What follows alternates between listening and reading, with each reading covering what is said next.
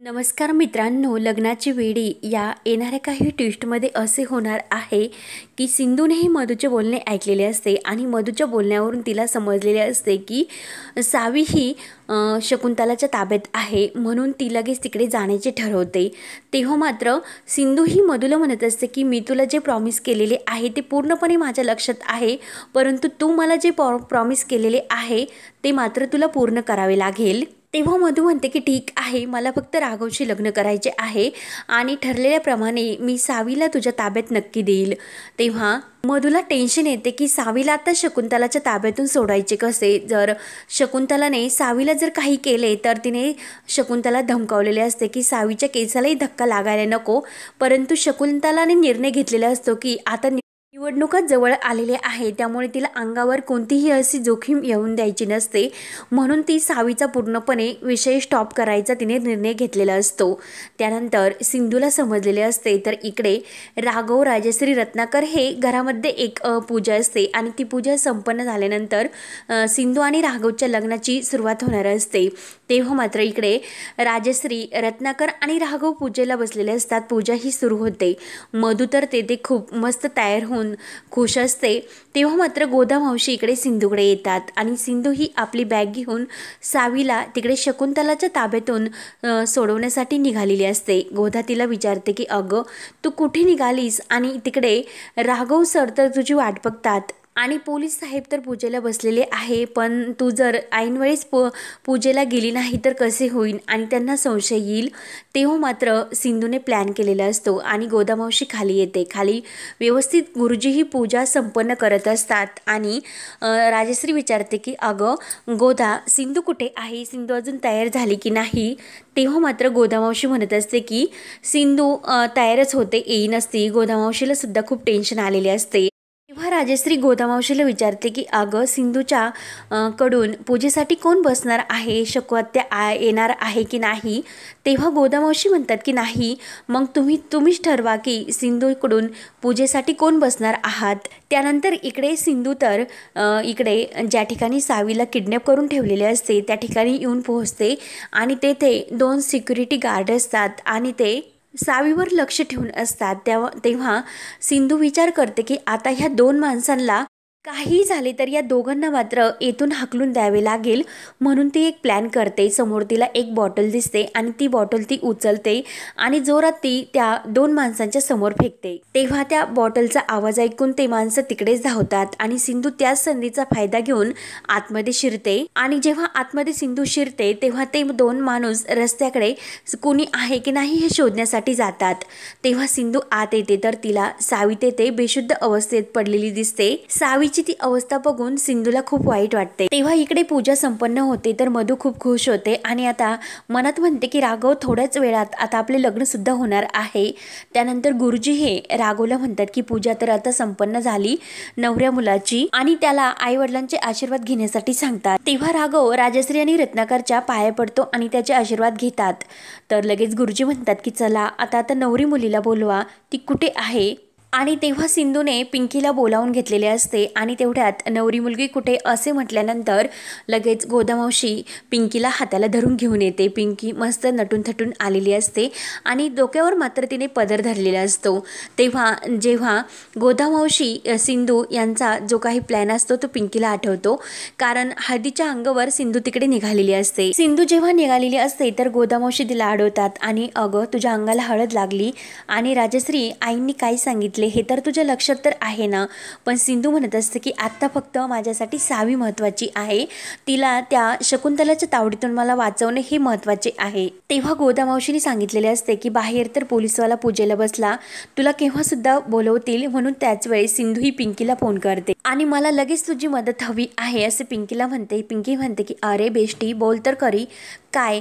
तर सिंधू म्हणते की अगं पिंकी सावी ही शकुंतलाच्या ताब्यात आहे। तेव्हा पिंकी म्हणते की बोल मी तुला काय मदत करू शकते केव्हा। तर लगेच सिंधू म्हणते की घरात एक पूजा सुरू आहे, आई मला केव्हाही पूजेला बसायला बोलवतील तेव्हा मला तुझी मदत लागणार आहे आणि मी जर केव्हाही पूजेला बसले तर मला सावीला शकुंतलाच्या ताब्यातून सोडवता नाही येणार, तिकडे मला जाता येणे शक्यच नाही। तेव्हा पिंकी म्हणते की तू कधीही टेन्शन घेऊ नको, ही सावीला वाचवण्यासाठी पिंकी केव्हाही तयार आहे। तू बिंदास जा, मी आहे ना, तू टेन्शन घेऊ नको, मी सर्व काही हँडल करेन. आणि सिंधू, आई अंबाबाई तुला या कामामध्ये घवघवीत यश देणार आहे. ते ऐकून तर सिंधू खुश होते आणि थँक्यू पिंकीला असे म्हणते. आणि हे सर्व आठवून पिंकी शेवटी पूजेला बसायला येते. तर पिंकी पूजेला बसणार तोच लगेच रुक्मिणी काकू म्हणतात की थांबा. तर लगेच पिंकीला टेन्शन येतेच. राजश्री विचारते की वहिनी काय झाले. रुक्मिणी काकू विचारतात की डोक्यावर पदर का घेतलात. तेव्हा पिंकीला आणखीन टेन्शन येते. काकू म्हणतात की पूजेला बसायचे त्यामुळे डोक्यावरचा पदर काढ. तेव्हा गोदामावशी म्हणते की गुरुजींनीच हे सर्व करण्यासाठी सांगितलेले आहे. तर रत्नाकर विचारतो की असा पदर घेण्यासाठी कुठल्या गुरुजींनी सांगितले. गोदामावशी म्हणते की आमच्या गुरुजींनी हे सर्व करण्यासाठी सांगितले. जोपर्यंत ह्या सर्व विधी पूर्ण होत नाही तोपर्यंत नवरीचा चेहरा त्यांनी झाकूनच ठेवण्यासाठी सांगितला. आणि हो, मौन व्रत सुद्धा करण्यासाठी सांगितलेले आहे. तर लगेच ऋतुजा म्हणते की वहिनी साहेब, यांचे गुरुजी तर यांच्यासारखेच आहेत. तेव्हा गोदामावशी म्हणतात की ताई, यांचा संसार दोघांचा सुखाचा व्हावा म्हणून गुरुजींनी हे सर्व करण्यासाठी सांगितले. तेव्हा लगेच राजश्री म्हणते की ऋतुजा, अगं होऊन दे त्यांच्या गुरुजींच्या मनासारखे. एकतर माझ्या राघव आणि सिंधूने खूप काही सहन केले, त्यांच्या जीवनामध्ये खूप काही अडचणी आल्यात, त्यामुळे मी त्यांच्या सुखासाठी काही पण करू शकते. त्यांच्या सुखाचा संसार मला पाहायचा आहे. मी तुमच्या समोर हात जोडते, पण प्लीज आणखीन काही फाटे तुम्ही फोडू नका. जे व्हायचे असेल ती होऊन द्या. तेव्हा राजश्री गोदामावशीला म्हणते तुमच्या गुरुजींनी सांगितले अगदी तसेच होईल. आणि सिंधूला हाताला धरून म्हणजे पिंकीला राजश्री पूजेसाठी बसवते. तेव्हा पिंकीच्या जीवात जीव येतो. परंतु पिंकी जेव्हा पूजेसाठी बसते तर लगेच मधू विचारते की अगं गोदा, आपण तर सिंधूला पूजेसाठी वेगळी साडी घेतली होती, मग ही ती साडी नाही. तर ते ऐकून पिंकीला आणखीन टेन्शन येते. पिंकी मनात म्हणते की ही मधुरानी जास्त टिवटिव करते.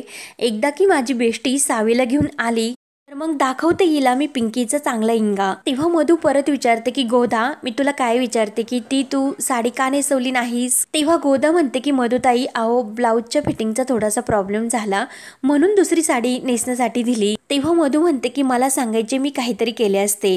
तेव्हा राजश्री म्हणते की एक मिनिट, तुम्ही सर्वजण तिला का बोलतात, काय चालले तुमचे हे सर्व. पूजेचा मुहूर्त टळायला नको. आणि सर्वांना शांत राहून राजश्री गुरुजींना पूजा सुरुवात करायला सांगते. आणि राजश्री गोदाला म्हणते की सिंधू बरोबर पूजेसाठी तू बस. तेव्हा गोदा ही पूजेला बसते. मधूचा मात्र त्या दोघींकडे लक्षच असते. त्यानंतर इकडे सिंधू सावीजवळ येते आणि खूप रडत ती सावीला उठवण्याचा प्रयत्न करते. सावी बाळा उठ, तुझी आई तुला घेण्यासाठी आलेली आहे आणि आता तुला जास्त त्रास नाही सहन करावा लागणार, उठ बाळा उठ. तेव्हा सिंधू ही सावीला उठ, डोळे उघड म्हणून खूप रडत असते. अगदी एका आई जी आपल्या मुलासाठी इतकी रडत असते अगदी तशीच. तेव्हा मात्र तिथे आयुष येतो आणि आयुष आल्यानंतर सिंधू मात्र आपला पूर्णपणे हावभाव बदलते आणि मी कृष्णा आहे असे ती आयुषला सांगण्याचा प्रयत्न करते. परंतु आयुष मात्र काही ऐकायला तयार नसतो. तो म्हणत असतो की सिंधू मामी, असे काय झाले की नेमकं तुम्ही हे घराच्या सर्वांपासून हे लपवता, राघव मामापासून सुद्धा तुम्ही हे सर्व लपवतात. असे काय झाले असेल तर नक्की तुम्ही तुमची आयडेंटिटी अशी का लपवली असेल मला सांगा. मी तुमच्या बाजूने आहे, मी तुम्हाला हवी ती मदत करू शकतो, परंतु जे झालेले आहे ते तुम्ही सांगा. आणि एक आईच अशी आहे की ती आपल्या मुलाशी असे बोलू शकते, म्हणजे तुम्ही सावीला इतक्या जवळ घेऊन बोलत होतात अगदी तशाच. तेव्हा प्लीज माझ्यावर विश्वास ठेवा. तेव्हा सिंधू सांगायला तयार नसते आणि ती कृष्णाचा अवतार घेऊन आयुषला फसवण्याचा प्रयत्न करते. परंतु आयुष मात्र काही ऐकायला तयार नसतो. शेवटी सिंधू तयार होते आणि तू आयुष मला प्रॉमिस कर, मी तुला जे काही सांगते तू घरातील कोणाला सांगू नको. आणि जेव्हा हे आयुष आणि सिंधू हे एकमेकांशी बोलत असतात आणि त्याच वेळेस शकुंतला आणि तिचा माणूस तेथे येऊन पोहोचतो. शकुंतलाला पाहून सिंधू आणि आयुष यांना धक्का बसतो. परंतु शकुंतला सुद्धा ही खूप सिंधूवर धावून जाते. तर हा भाग येथे संपतो. पुढील भागामध्ये मधू ही तो नेमकं पूजेसाठी कोण बसलं आहे हे शोधण्यासाठी पंखा असतो. तो पंखा पिंकीच्या चेहऱ्यावर लावते आणि पिंकीच्या अंगावर जर हा पंखा लावला तर तिचा पदर हा बाजूला होऊ शकतो. मग नक्की ह्या पूजेसाठी कोण बसले आहे हे तिला सापडू शकते. म्हणून लगेच ती पिंकच्या अंगावर पंखा धरते. परंतु पिंकीने पदर हा जाम आवळून ठेवलेला असतो. त्यानंतर इकडे शकुंतला ही येऊन पोहोचलेली असते आणि सिंधूला आणि आयुषला ती तेथे पाहते. तेव्हा मात्र शकुंतलाला खूप मोठा धक्का बसतो आणि ती सिंधूला मारण्यासाठी आणि सावीला तेथून नेण्यासाठी आलेली असते. तेव्हा मात्र सिंधू तिचा पाठलाग करत करत तिच्या मागे येते आणि आयुष हा सिंधूला आणि सावीला तिथून सुखरूप बाहेर काढण्याचा प्रयत्न करत असतो, तेव्हा मात्र शकुंतला ही सावीच्या त्या खुर्चीवर येऊन पडते आणि सिंधू हातामध्ये काठी घेऊन तिच्या पाठला करत तिच्या मागे येते। तेव्हा शकुंतला म्हणते की ही बाई मला मारून टाकेल आणि ए पोरी पग। तेव्हा मात्र सिंधू ही जोरात ओरडते की शकुंतला मी तुला सोडणार नाही, माझ्या मुलीची तू काय अवस्था करून ठेवली हे पग। तेव्हा सिंधूने मात्र दुर्गा अवतार घेतलेला असतो आणि शकुंतलाचा सर्व काही पापाचा घडा आता पूर्ण भरून सिंधूने तिला जन्माची अद्दल घडवलेली असते आणि या सर्वामध्ये सावीला सोडण्यासाठी आयुषने सिंधूची मदत केलेली असते।